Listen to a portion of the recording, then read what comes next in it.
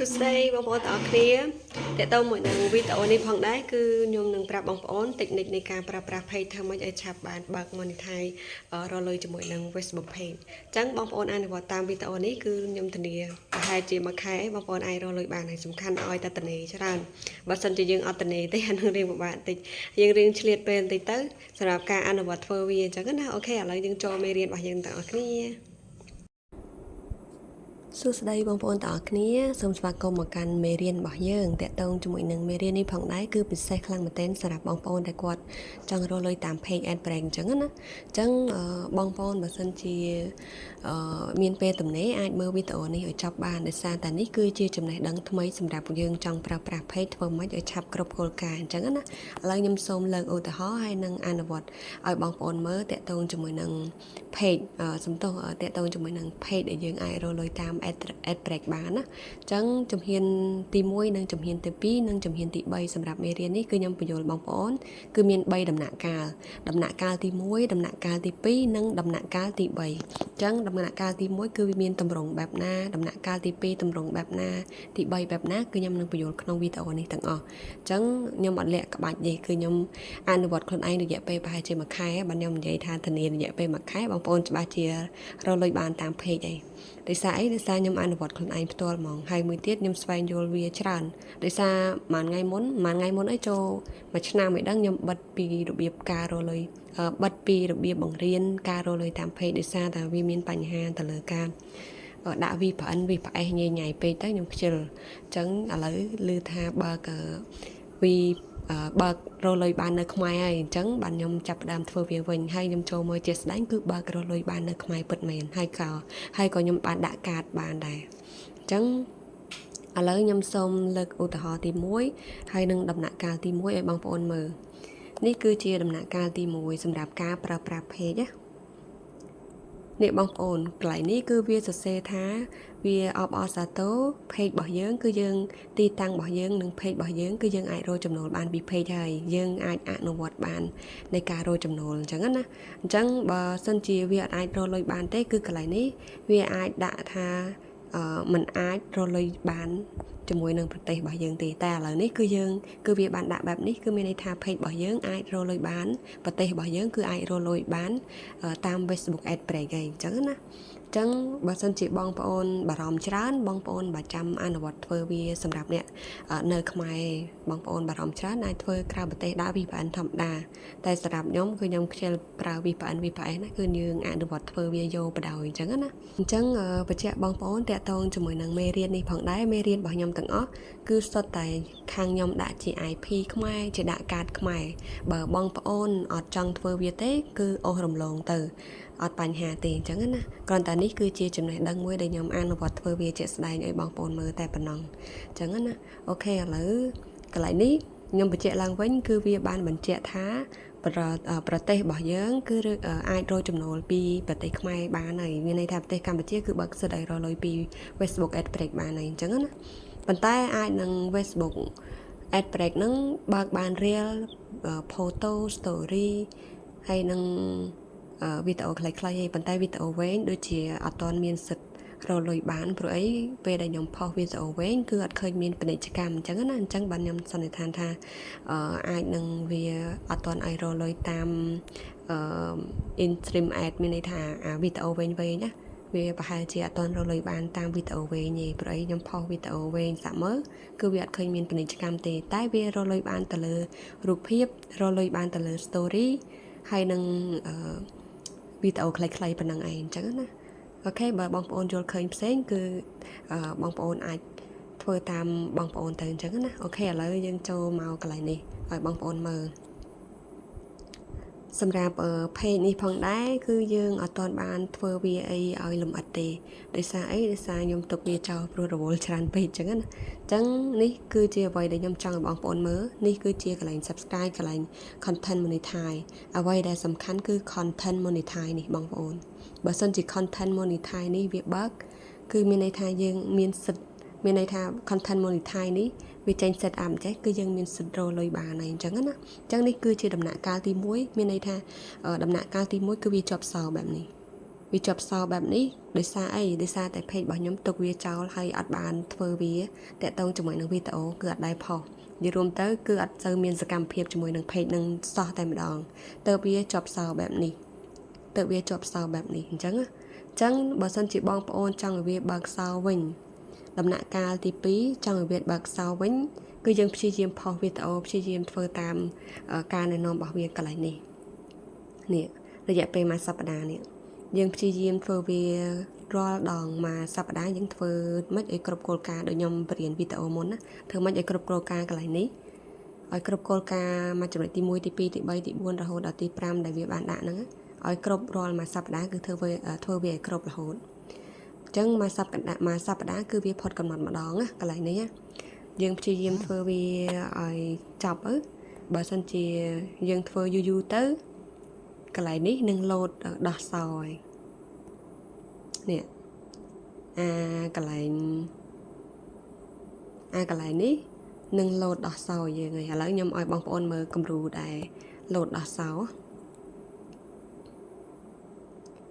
ចឹងនេះចឹង page របស់ខ្ញុំមួយនេះជាមួយខ្ញុំរកមើលអានេះក៏អាចរកលុយបានដែរតាក់ទងមួយនឹងនេះបងប្អូនកន្លែងនេះគឺវាលោតដោះសោយើងមានន័យថាយើងចូលដំណាក់កាលទី2ហើយដំណាក់កាលទី2នេះយើងវាយលុកវាទៅយើងព្យាយាមផុសវីដេអូព្យាយាមអីឲ្យច្រើនផុសរូបភាពធ្វើសកម្មភាពនៅ page របស់យើងឲ្យច្រើនទៅតាមមួយសប្តាហ៍ដែលវាដាក់ target ឲ្យយើងដែលវាដាក់របាយការណ៍យើងធ្វើអញ្ចឹងណាអញ្ចឹងពេលដែលយើងព្យាយាមធ្វើវាទៅគឺកន្លែងនេះគឺវាដោះសោយើងហើយអញ្ចឹងមានន័យថាយើងអាចមានឱកាសហើយក៏មានសង្ឃឹមនឹងរកចំណូលបានដែរតែអ្វីដែលសំខាន់គឺយើងផ្ដោតទៅលើកន្លែង content monetize នេះបងប្អូន content monetize នេះគឺសំខាន់មែនទែនបើសិនជាបងប្អូនព្យាយាមធ្វើវាកន្លែង content monetize នេះអាចនឹង load set up នេះបងប្អូន set up ឲ្យយើងដូច star ហ្នឹងប៉ុន្តែ star អីហ្នឹងអត់សំខាន់ទេហើយឥឡូវនេះក៏អត់សំខាន់ដែរអញ្ចឹងណាអញ្ចឹងអ្វីដែលសំខាន់គឺនេះ content monetize នេះអញ្ចឹងគេហៅថា CM ហ្នឹងគឺពិសេសខ្លាំងមែនទែនពេលដែលបងប្អូនព្យាយាមធ្វើវាយូរទៅគឺវា load នៅកន្លែងនេះគឺយើងអាច set up រកលុយបានធម្មតាអញ្ចឹងយើងនៅខ្មែរគឺយើងអាចរកចំណូលបានហើយដោយសារអីកន្លែងនេះគឺវាបានប្រាប់យើងហើយថា page របស់យើងអាចរកចំណូលបានហើយសម្រាប់ទីតាំងរបស់យើងបើបងប្អូនយល់ឃើញផ្សេងគឺតាមនឹងទៅអាស្រ័យលើបងប្អូនទេអញ្ចឹងណាអញ្ចឹងអ្វីដែលយើងព្យាយាមធ្វើគឺនេះត្រង់នេះធ្វើម៉េចឲ្យគ្រប់គោលការណ៍នៅត្រង់នេះ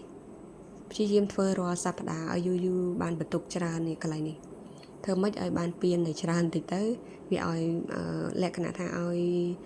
ពៀនមកយើងច្រើនអញ្ចឹងទៅយើងអាចមានសិទ្ធិរកចំណូលបានហើយសំខាន់គឺតស៊ូធ្វើវាក្នុងមួយសប្តាហ៍គឺធ្វើម្ដង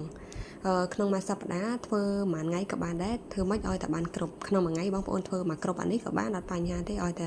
ពូកែធ្វើវាចឹងដល់ដំណាក់កាលអានេះគឺជាដំណាក់កាលទី2ទេដែលវាបើកសោដំណាក់កាលទី3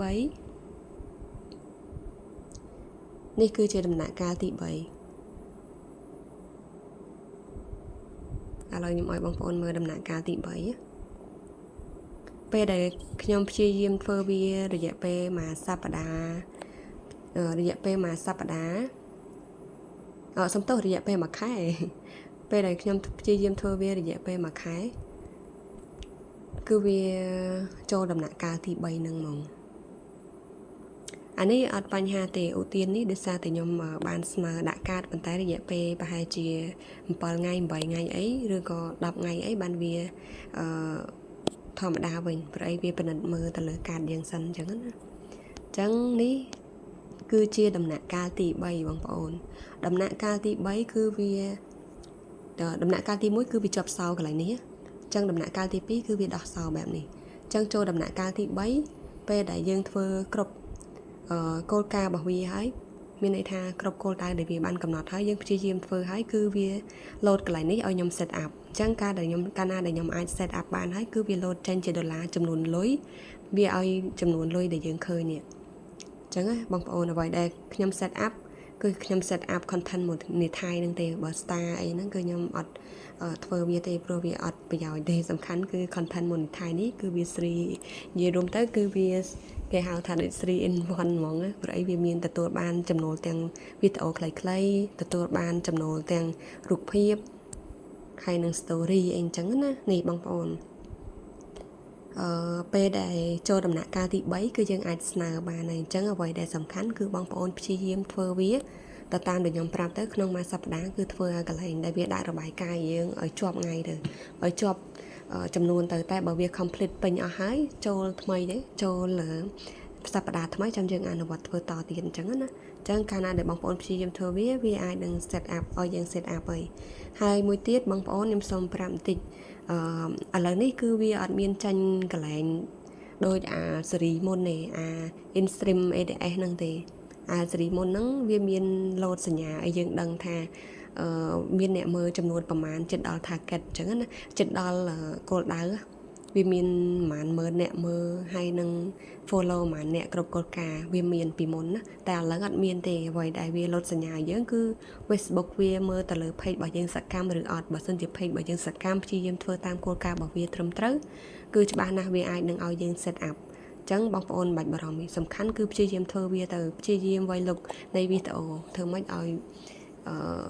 វាគ្រប់គោលដៅនៃ Facebook ទៅគឺវាលោតឲ្យហើយអញ្ចឹងណាដូចខ្ញុំប្រាប់អញ្ចឹងអ្វីដែលមើលគឺមើលទៅលើកន្លែងដោះសោហ្នឹងហើយដំណាក់កាលទី2គឺវាអត់ជាប់សោទេដំណាក់កាលទី3គឺ set up អញ្ចឹងគឺយើងមើលត្រង់ហ្នឹងវិញណាឲ្យតែយើងសកម្មជាមួយ page ហ្នឹងមិនបាច់បារម្ភទេបងប្អូនហើយចំណុចមួយទៀតដែលខ្ញុំត្រូវបញ្យល់ហ្នឹងគឺខ្មែរយើងរកចំណូលបានទៅលើរូបភាព reel វីដេអូខ្លីៗហើយនឹងអក្សរការសរសេរ caption អីចឹងណាហើយមួយទៀតគឺ story យើងអញ្ចឹងបាន4ដំណាក់កាលនេះតែតកតងមួយនឹងវីដេអូវែងដូចជាអានឹងតាមយោបល់របស់ខ្ញុំទេបើបងប្អូននេះជាកំណត់របស់ខ្ញុំទេបើបងប្អូនគិតបែបណានោះគឺអាស្រ័យលើបងប្អូនទេអញ្ចឹងណាបើវីដេអូវែងខ្ញុំគិតថារកចំណូលអត់ទាន់បានព្រោះអីវាអត់ទាន់មានឃើញចេញពាណិជ្ជកម្មដូចរបស់គេនៅក្រៅប្រទេសអញ្ចឹងណាចឹងខ្ញុំគិតថាខ្មែរយើងរកបានតែ4មុខនឹងសិននេះដោយសារអីអាចនឹង Facebook វាតេស្តមើលសិនថាភាគរយនៃការប្រើប្រាស់មិនទៅគឺយើងប្រហែលជាបែបហ្នឹងណាបងប្អូនអូខេតកតងជាមួយនឹងមេរៀននេះគឺមានតែប៉ុណ្្នឹងទេបើបងប្អូនតនេច្រើនមានពេលវេលាគ្រប់គ្រាន់បងប្អូនអាចធ្វើវាបានហើយអ្វីដែលសំខាន់កុំតែខ្ជិលទៅបានហើយនិយាយរួមទៅការងារនេះកុំតែខ្ជិលធ្វើវាបើយើងឆាប់បោះបង់ពេកគឺរៀងពិបាកតិចឯងអ្វីដែលសំខាន់គឺយើងព្យាយាមធ្វើវាហើយយើងកុំគិតរឿងចំណូលខ្លាំងពេកគិតរឿងវីដេអូហើយនឹង page របស់យើងឲ្យធ្វើម៉េចឲ្យឆាប់ផ្ទុះអញ្ចឹងខាងខ្ញុំមានជាក្រុមរៀនណាបងប្អូនក្រុមមេរៀនហ្នឹងគឺខ្ញុំបានផុសនៅក្នុង page ហើយនេះបងប្អូននេះជាក្រុមបងប្អូនក្រុមទី1គឺជាក្រុម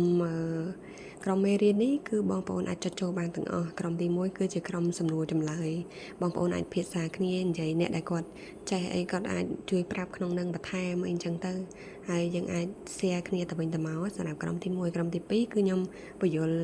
មេរៀនផ្សេងៗដែលខ្ញុំ free ឲ្យបងប្អូនអញ្ចឹងណាហើយទី3គឺជាក្រុមដែលយើងអាច share page យើងចូលបានណាអូខេអរគុណបាយបាយជូនពរជោគជ័យលើវិស័យនេះទាំងអស់គ្នាណាបាយបាយខ្ញុំអាចនិយាយបានថាផ្នែក social media គឺជាដៃស្ដាំសម្រាប់យើងលក់លើអនឡាញបើសិនជាបងប្អូនមិនចេះផ្នែកហ្នឹងទេគឺយើងមិនអាចធ្វើទីផ្សារទាន់គេទេបើយើងលក់នៅលើអនឡាញគឺយើងបាន25ខេត្តក្រុងតែបើសិនជាយើងលក់មួយកន្លែងគឺយើងបានតែមួយខេត្តដែលយើងបានលក់ទេបើបងប្អូនមានចំណាប់អារម្មណ៍ទាក់ទងមួយនឹងការរៀនផ្នែក social media បងប្អូនអាចឆាតមកនាងខ្ញុំផ្ទាល់បានមានបរិញ្ញាច្រើនផ្នែកសម្រាប់បងប្អូនជ្រើសរើសមានទាំងវគ្គ boot page boot TikTok មាន boot ផ្សេងៗទៀតទៅលើការលក់លើអនឡាញហើយមួយវិញទៀតគឺមានវគ្គកម្មបានពីក្រៅប្រទេសបោះដុំនិងលក់រាយយើងអាចយកមកលក់បន្តក៏បានដែរតម្លៃ$1 $2ក៏បងប្អូនអាចទិញបានដែរបើបងប្អូនមានចំណាប់អារម្មណ៍សូមឆាតមក Facebook នៃខ្ញុំផ្ទាល់ឈ្មោះលៀមសូយ៉ា